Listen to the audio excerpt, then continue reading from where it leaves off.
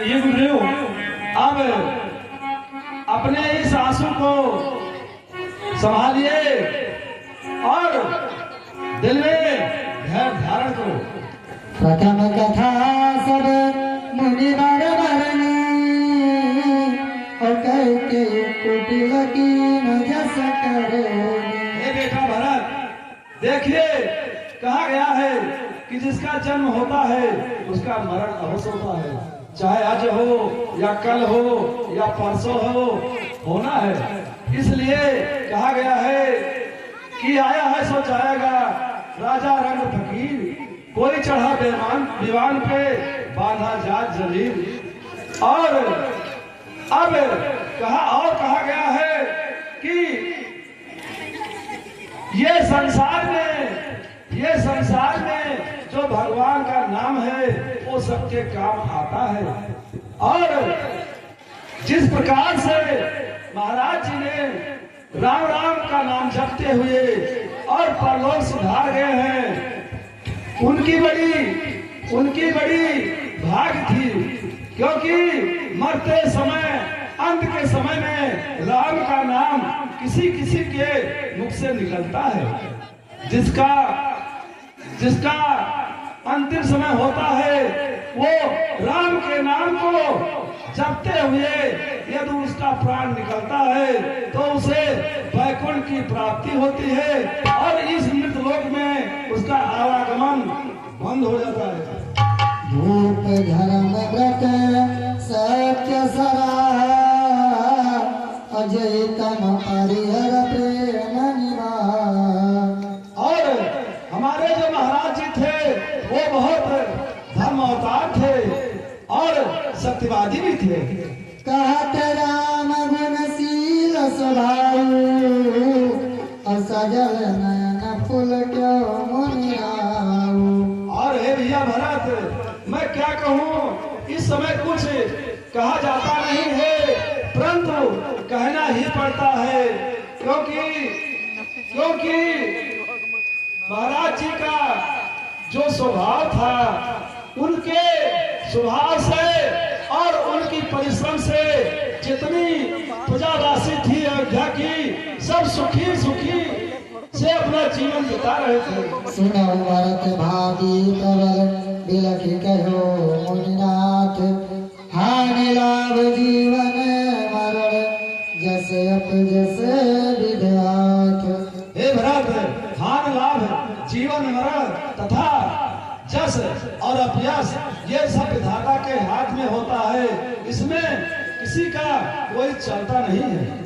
तात विचार करो मन माही अशोक जोग दशरथ निपनाई। हे तात, तुम अपने मन में विचार करके देखो कि महाराज जी का सोच करने के लिए इस समय वो अवसर नहीं है। सोचनी प्रजवेद दीना अतज निज धर्म विषय लयलीना। और उस विप्र को सोच करना चाहिए जो विप्र अपने धर्म को छोड़ करके और मांस मदिरा में लगा हो, उसको केवल एक अपनी जो है हर इच्छाएं पूर्ति में लगा हो, धर्म के तरफ किसी प्रकार से ध्यान न देता हो। सोच ही निपद जनित न जाना, यही न प्रजा प्रिय प्राण समाना। और उस राजा को सोच करना चाहिए जिसको नीति के बारे में कुछ पता ना हो और अपनी प्रजा को अपने प्राणों से बढ़कर न मानने वाला हो। सोच ही मय से कृपन धनवानु, जो नयति शिव भगति सुजानु। और सोच उसको करना चाहिए जो धनवान हो करके भी कंजूस हो। सब प्रकार भूपति भागी हमारी विषाद करते लागी। हे भरत, सभी प्रकार से महाराज जी बड़े भाग्यशाली थे, उनके लिए सोच करना व्यर्थ है। राय राज पद तुम कहूँ दीना, पिता वचन पुर चाहिए कीना। और उस राज का कार्यभार तुमको दे करके और पिताजी के वचनों को सत्य करने के लिए धर्म पर अपने अटल रहे। करहु शीस धरि भाप रजाई, है तुम कहाँ सब भांति भलाई। और अपने पिताजी की आज्ञा को मान करके अपने सर पे चढ़ा करके उनके आज्ञा की पालन करो। परशुराम पितु आज्ञा राखी, मारी मात लोक सब साखी। देखो परशुराम जी ने अपने पिता के वचनों को मानते हुए अपने पिता के भक्ति में लीन थे। उन्होंने उनके आज्ञा का पालन किया और अपनी माता का सर को काट करके धड़ से अलग कर दिया। तनय जात जौवन गयो, पितु आज्ञा यज्ञ सुन भयो। और इस समय तो श्री रामचंद्र जी पिताजी के वचनों को सत्य करने के लिए वन को ही गए। अनुचित उचित विचार तज जे पाए पितु भैर, ते भाजन सुख सुजस के बसहि हमारे पतिये। और जो कोई अपने पिता का वचनों को उचित अनुचित मान करके उसे करता है, उसे हमेशा के लिए उसे सुख। ये एक और तरफ खुलना मुड़िया। उपदेश दीन गुणनिका, प्रजा सचिव सम्मत सबही का। अब तुम मेरी आज्ञा को मान करके और इस राज का कार्यभार को संभालो, क्योंकि अगर जिस राज में राजा नहीं होता है उस राज में पानी नहीं पियाता है। गुरुदेव, आपने और माता ने जो मुझे शिक्षा दी है वह मेरे हित में है और यही प्रजा का भी मत है। मात उचित धर्याय सुधीरा, अवश्य शीस भरि चाहूं कीरा। माता ने जो मुझे आज्ञा दी है मैं भी उसका पालन करना चाहता हूँ। पितु सुरपुर सिय राम बन करन कहो महिराज, यही ते जानो मोर हित के आपने बड़ काज। परंतु हे गुरुदेव, आज पिताजी स्वर्ग में है और भैया राम वन में है।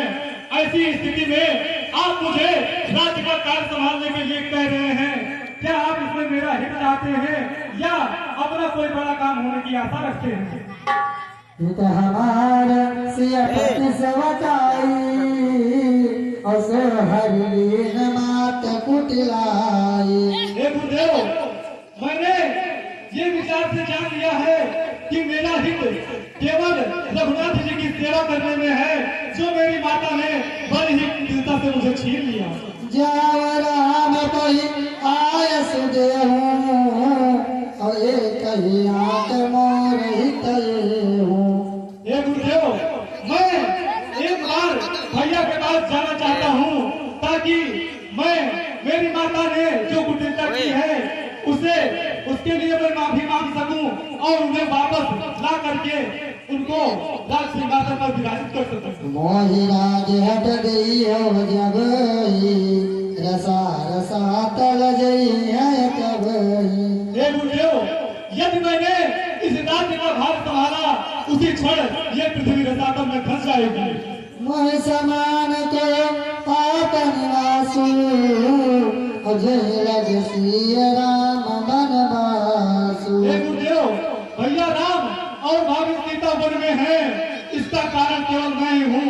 आज इस संसार में मेरे समान दूसरा पापी और कोई नहीं है। आन उपाय मोय नहीं सूझा, तो जिय के रघुबर बिन बूझा। गुरुदेव, और मुझे कोई उपाय नहीं सूझ रहा। मैं अपने भैया राम के बिना बहुत अकेला हूँ और ये राज्यभार संभालने में असमर्थ नहीं हूँ। एक ही आकई है मन माई, अप्राप्त काल चलियो प्रभु पाई। हे गुरुदेव, आपने जो कहा कि भैया धर्म सब पालन करने वाले हैं, निस्संदेह यह सत्य है। परंतु गुरुदेव, मैं भैया को केवल अपना भाई ही नहीं बल्कि भगवान मानता हूँ और मेरे प्रति मेरे भैया का जो स्नेह है और मेरे भगवान के प्रति मेरी जो भक्ति है उस पर मुझे पूर्ण विश्वास है कि यदि मैं उनके चरणों में जाकर एक बार प्रार्थना करूंगा तो वे मेरी बात को अवश्य स्वीकार करेंगे। भरत वचन सबका प्रिय लागे, राम स्नेह सुधा जन पागे। वाह भरत, मैं यही जानना चाहता था कि तुमको कितना राम जी के विषय में कितनी भक्ति है।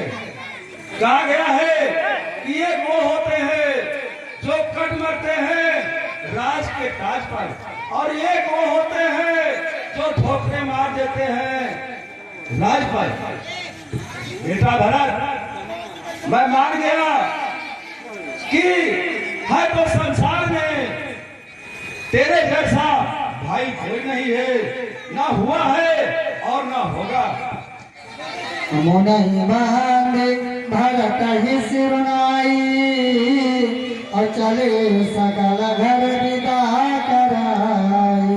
बेटा भरत, अब यदि तुम्हारी इच्छाएं हैं तो मैं आपके लिए आज्ञा तो दूंगा, परंतु ये मुझे विश्वास है कि श्री राम जी अपने मर्यादा और धर्म पर अटल रहेंगे। सोती नगर सुचि सेवकन सादर सकल चलाई, सुमिर राम सिय चरण तब चले भरत दो भाई।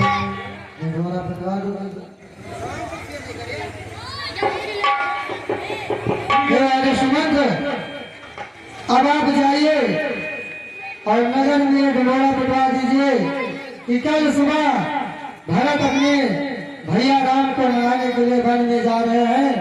जो जो साथ चलना चाहता है वो उनके साथ में चल सकता है। ठीक है गुरुदेव, जैसी आपकी आज्ञा।